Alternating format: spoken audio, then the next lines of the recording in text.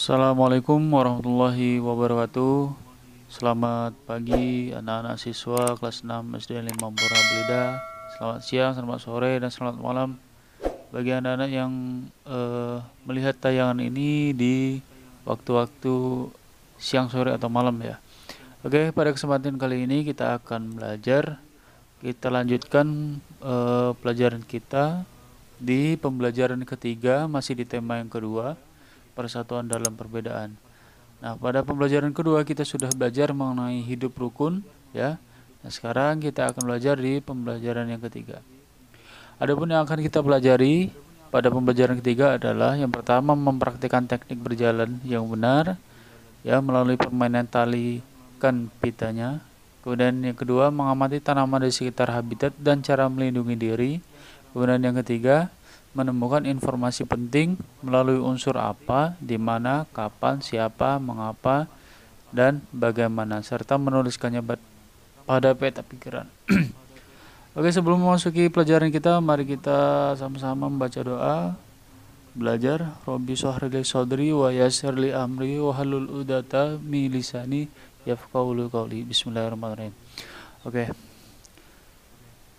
Sebelum memulai kegiatan belajar kita ya, pembelajaran hari ini akan kita mulai dengan pertanyaan.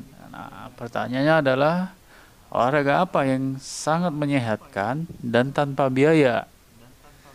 Kira-kira olahraga apa ya yang menyehatkan dan tidak mengeluarkan biaya? Iya, jalan kaki ya. Jalan kaki merupakan olahraga yang sangat sehat, murah, dan mudah dilakukan.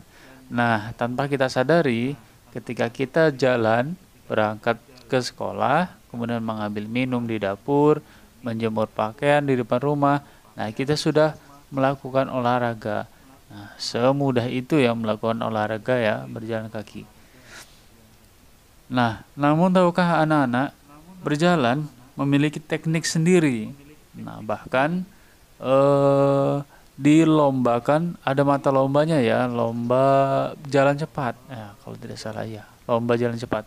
Nah, penasaran bagaimana teknik-teknik berjalan? Nah, berikut penjelasannya.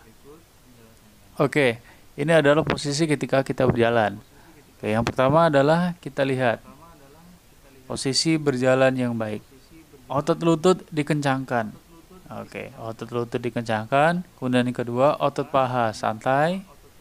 Kemudian otot perut dijaga tetap kencang. Kemudian postur tubuh lurus ya, jangan membungkuk. Kemudian yang keempat, kepala tegak, pandangannya ke depan.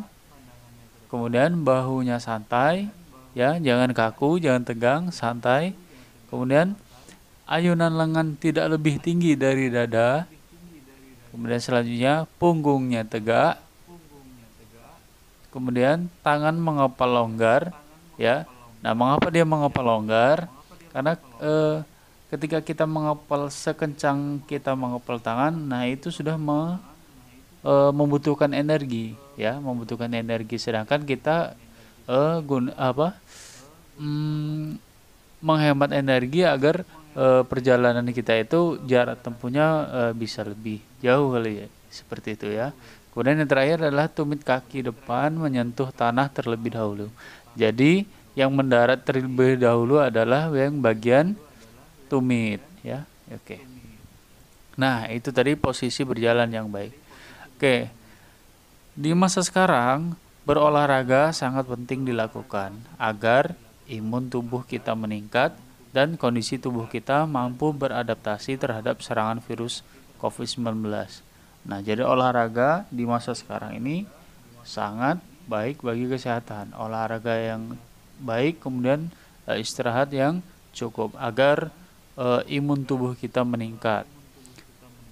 Oke, sekarang berbicara mengenai adaptasi ya.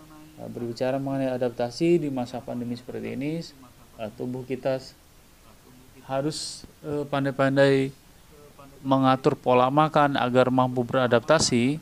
Nah, sekarang ada beberapa tumbuhan yang mampu beradaptasi dengan lingkungannya, serta kita akan cari tahu ciri-ciri tumbuhan tersebut. Oke. Yang pertama adalah tumbuhan. Tumbuhan itu berdasarkan tempat hidupnya, tumbuhan itu dibagi atas 3 jenis, yaitu yang pertama, tumbuhan yang hidup di atas air atau yang disebut dengan hidrofit. Kemudian nomor 2, tumbuhan yang hidup di tanah yang lembab atau hygrofit. Kemudian yang ketiga, tumbuhan yang hidup di tanah yang kering, xerofit. Nah, jadi tumbuhan berdasarkan tempat tumbuhnya ya, dibagi atas 3. Oke, sekarang kita lihat satu-satu. Yang pertama adalah tumbuhan hidrofit. Contoh tumbuhan hidrofit. Nah, tumbuhan hidrofit adalah tumbuhan yang sebagian tubuhnya ada di permukaan air. Akarnya berada di air, memiliki rongga udara dalam batang atau tangkai daun. Nah, daunnya muncul ke permukaan air. Contohnya adalah kangkung. Nah, kangkung sering kita temui di pinggir kolam ya, pinggir-pinggir sungai-sungai kecil. Nah, biasanya mudah sekali kangkung hidup atau tumbuh di daerah seperti itu ya. Kemudian selain kangkung ada juga apa ini, enceng gondok. Sekarang kita lihat selanjutnya tumbuhan yang termasuk hidrofit. Iya. Nah, apa nama tumbuhan tersebut? Ini ya. Tumbuhan ini namanya adalah enceng gondok. Ya, enceng gondok yang biasa kita temui di mengapung ya. Nah, di mana habitat tumbuhan enceng gondok? Mengapung di sungai, biasanya di kolam seperti itu ya. Kemudian yang selanjutnya muncul pertanyaan, nah, mengapa enceng gondok itu dapat hidup mengapung di atas air? Nah, sekarang kita lihat gambar ini. Mengapa dia bisa mengapung? Karena badannya atau batangnya memiliki rongga-rongga udara yang berfungsi dia tidak tenggelam ya, atau mengapung di atas air. Kemudian bagaimana bentuk akar dan batang tumbuhan enceng gondok? Nah, tadi bentuk akarnya adalah serabut. Dia untuk menjaga keseimbangan ketika dia mengapung di atas air, ya, serabut ini. Kemudian selanjutnya contoh tumbuhan hygrofit. Hygrofit adalah dari tumbuhan yang hidupnya di daerah yang lembab ya. Oke, hygrofit, tumbuhan yang hidup di daerah lembab. Tubuhnya terdiri atas bagian-bagian akar, batang, dan daun. Nah, batangnya pada umumnya tidak tampak karena terdapat di dalam tanah. Daunnya yang muda umumnya melingkar atau menggulung. Nah, di sini contohnya adalah tumbuhan pakis ya, tumbuhan pakis. Nah, biasanya ada di hutan ya, pinggir-pinggir hutan ya. Biasa yang dijadikan untuk sayur ya pakis. Nah, atau yang biasa sering kita temui dalam kehidupan sehari-hari di lingkungan kita ya, yang paling sering bunga mawar. Nah, bunga mawar juga hidupnya di daerah yang tidak terlalu basah dan tidak terlalu kering ya atau lembab. Kemudian ada lagi kantong semar. Nah, kira-kira apa ciri khusus yang dimiliki oleh tumbuhan ini ya, kedua tumbuhan ini? Oke, sekarang kita lihat. Mawar. Nah, mawar ini pernah melihat bunga mawar? Iya, pasti pernah ya bunga mawar ya. Mawar mudah kita temui di lingkungan sekitar kita. Nah, mawar memiliki ciri khusus yaitu batangnya berduri ya, batangnya memiliki duri. Kemudian di ujung daunnya ini bentuknya seperti gergaji ya, memiliki ujung runcing-runcing seperti itu. Kemudian yang kedua adalah kantong semar. Nah, kantong semar. Nah, ini tumbuhan yang sudah mulai langka ya, yang keberadaannya mulai langka, susah kita temui. Oke, sekarang yang ketiga, contoh tumbuhan xerofit.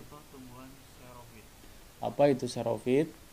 Nah, xerofit adalah tumbuhan yang hidup di daerah yang kering. Nah, tumbuhan ini memiliki daun tebal, sempit, kadang-kadang berubah bentuk menjadi bentuk duri duri, sisik, atau bahkan tidak mempunyai daun. Batangnya tebal dan mempunyai jaringan untuk menyimpan air.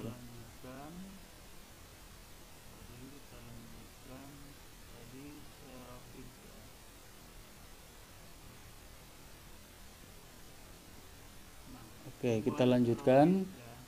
Kita lanjutkan. Tadi xerophyt ya. Oke. Nah, tumbuhan xerophyt ya. Nah, tumbuhan yang hidup di daerah yang kering.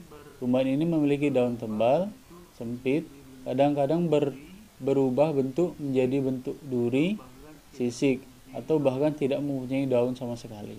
Nah, batangnya tebal dan mempunyai jaringan untuk menyimpan air. Akarnya juga panjang. Nah, contohnya adalah tumbuhan lidah buaya. Oke, sekarang kita lihat. Oke. Nah, ini tumbuhan bambu ya. Nah, pohon bambu ini memiliki ciri khusus, yaitu mempunyai bulu yang halus. Nah, di sepanjang batangnya ini ketika kita pegang akan terasa gatal ya. Oke, bulu yang tajam terdapat pada batang. Bulu tersebut melekat kuat dan dapat menyebabkan gatal. Nah, ini ciri khusus yang dimiliki oleh tumbuhan bambu ya. Bambu. Dan yang terakhir contoh tumbuhan xerophyt atau tumbuhan yang hidup di daerah yang kering adalah kaktus. Iya. Ini adalah contoh tumbuhan kaktus. Nah, ciri khusus pada kaktus. Yang pertama adalah mampu hidup di tempat yang kering. Kemudian daunnya berbentuk duri, batangnya digunakan sebagai tempat menyimpan cadangan air untuk bertahan hidup. Nah, ada pertanyaan sekarang. Mengapa daun kaktus ini berbentuk duri? Nah, mengapa daun kaktus berbentuk duri? Kira-kira apa jawabannya? Iya, karena dia hidupnya di daerah yang kering, ya kaktus, dan curah hujannya yang kurang, maka dengan otomatis dia membutuhkan air yang banyak untuk memenuhi kebutuhan hidupnya ya. Nah, daunnya berbentuk duri berfungsi sebagai mengurangi penguapan ya terhadap sinar matahari. Jadi mengurangi penguapan sehingga air yang dikeluarkan dari proses penguapan itu tidak terlalu banyak jika berbentuk duri. Beda halnya dengan tumbuhan misalnya kita lihat di sini tadi. Nah, ini enceng gondok ya. Nah, enceng gondok atau teratai ya. Dia yang hidup di mengapung di air, yang airnya berlebih, maka daunnya berbentuk lebar dan besar. Nah, seperti itu. Jadi itu alasannya kenapa bentuk dari daunnya kaktus ini bentuknya duri. Ya, yaitu berfungsi sebagai mengurangi penguapan. Dan batangnya ini digunakan sebagai tempat menyimpan cadangan air untuk bertahan hidup. Nah, kalau kita potong dengan pisau itu ya, batang kaktus ini dia berair ya, mengandung cadangan air. Mungkin itu saja penjelasan untuk pembelajaran ketiga, tema yang kedua, kelas 6. Semoga dapat bermanfaat. Dan selanjutnya kita akan lanjutkan di pembelajaran yang keempat pada pertemuan selanjutnya.